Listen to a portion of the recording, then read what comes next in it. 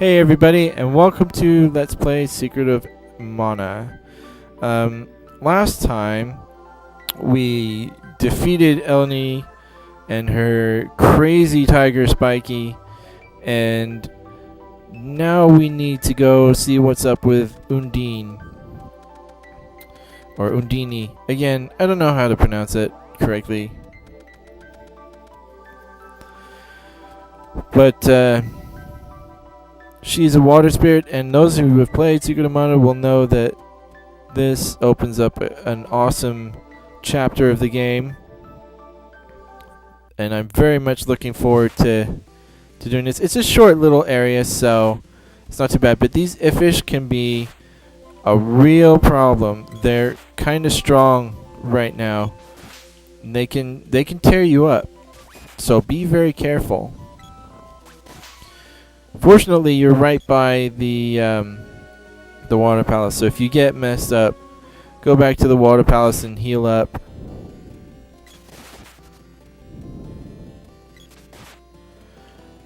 Trying to get rid of these two at the same time. That's not going to work anymore. Ah!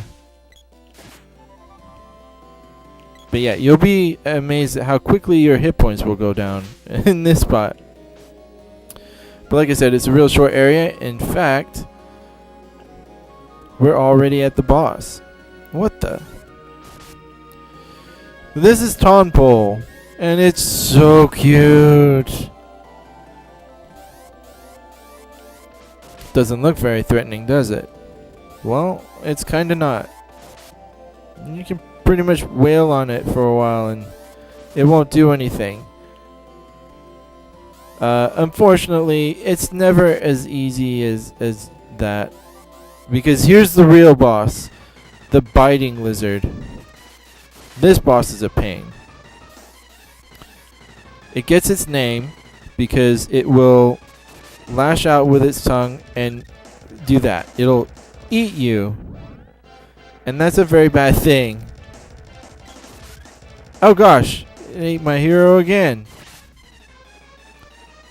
So I always try and keep at an angle from it. Also, it will cast Cure Water on itself. So be aware of that. It might be an idea to charge your attack and get him that way. And he just seems to be content just sitting there. And there's Cure Water, so while he's doing that, charge up all the way. He's going to do that a few times, so that prolongs the fight. But he doesn't have that many magic points. Oh gosh. And of course, to free your heroes, all you need to do is attack it with one of the other characters. Oh, he canceled my charge attack. You butt. I hate this guy.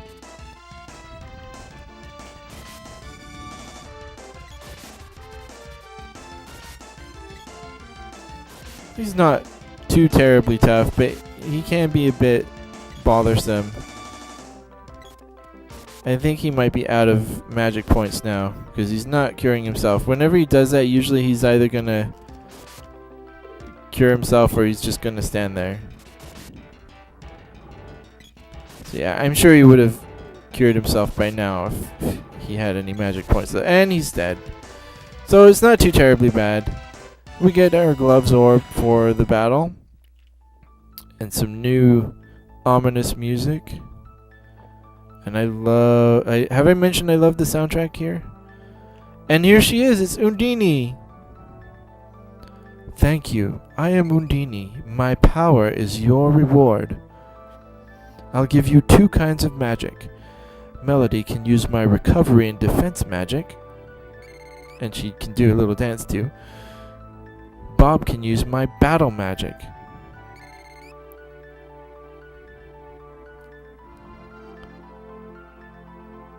And me? Your mana sword will one day become more powerful than any magic. You can receive an elemental's power such as Ice Saber on your sword. Melody can cast Ice Saber on your weapon to turn enemies into snowmen.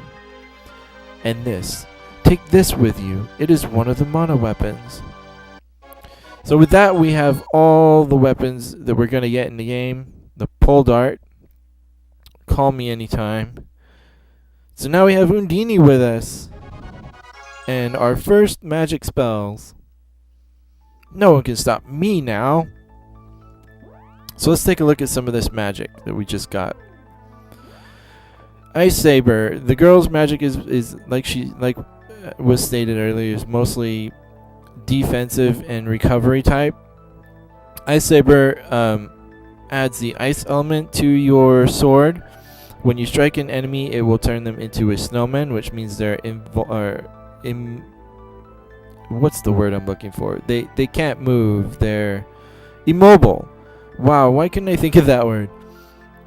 But yeah, they're immobile. They can't. Enemies can't do anything. Of course, it's the same thing. If you're turned into a snowman, you can't do anything either. And there are enemies that will do that to you later on in the game. A remedy, very cheap spell that will cure you of.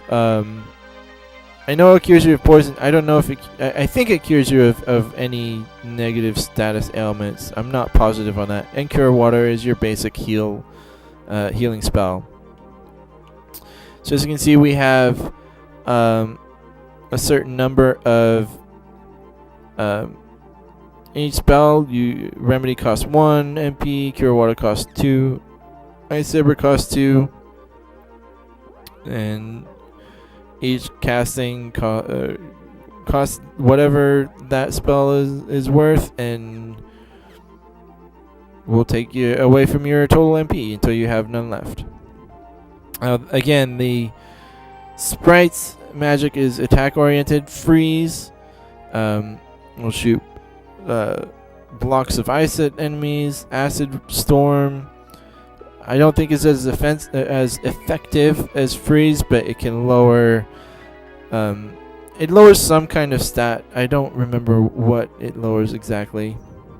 And then Energy Absorb. If you're low on hit points and you use this, you can absorb the hit points of the enemy you target.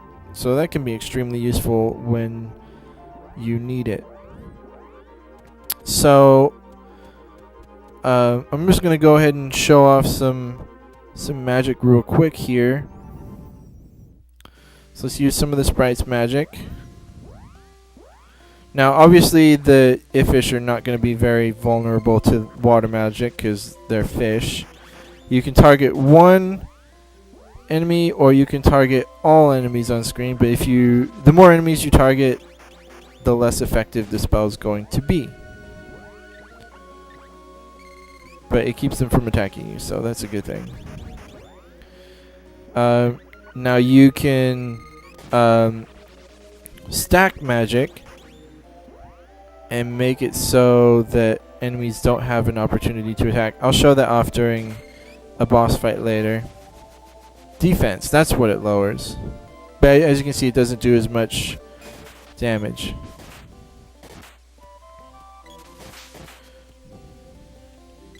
And there we go, they're done. So if we look at her stat screen now, as you can see, we have all the weapons that we have available.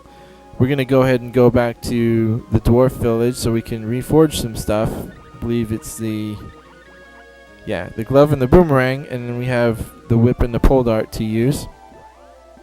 But if you press the R button on the girl or the sprite's weapon level screen, it changes to your magic screen, and it'll show you how far along you are leveling up each person's magic.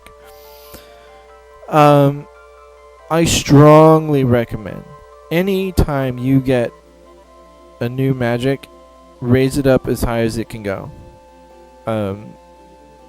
because your magic will be, I find that whatever the max level for your magic is at the time that you get it, that's the most effective level for it at that point.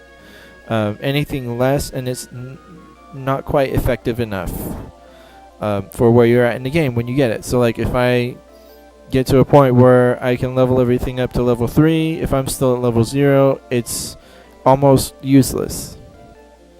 So keep that in mind. Also, you can pretty easily raise up your magic level here at the Water Palace because, you know, Luca's right down, just right next door, and she'll heal you for free. So it's cheap and effective. Oh gosh, and here you see why the Iffish can be obnoxiously annoying. And I reached level 13, so all that damage they did was pretty useless. So I'm going to show you how I raise my magic levels. It doesn't take very long to do it this way. I use for the girl I use whatever, well, for either character I use whatever the cheapest spell they have is, and I just use it repeatedly. Now if I'm not mistaken, it's more effective to do it out in an outside area where enemies would show up, like right here, than it is to do it inside, like say the Water Palace. I'm not entirely sure if that's accurate or not. I've heard that, but I haven't actually tested it. So there's that. But yeah, it doesn't take very long to do this, and this is how I level up my magic. I'll do the girls. Usually I'll do the girls first, and then I'll unload with the sprite. Because it's kind of harder to raise the sprite's magic level than it is the girls, because you have to target enemies with the sprite. With the girl, you just target yourselves. So it's much easier to raise magic levels with the girl. Because with the sprite, you need to be in an area where there are enemies. Otherwise, it doesn't work. So we've helped out Undini. Now we have water magic, so we can go ahead and we can go ahead and go to the underground palace if we want. We can do that right now, but I'm gonna spend some time leveling up my characters and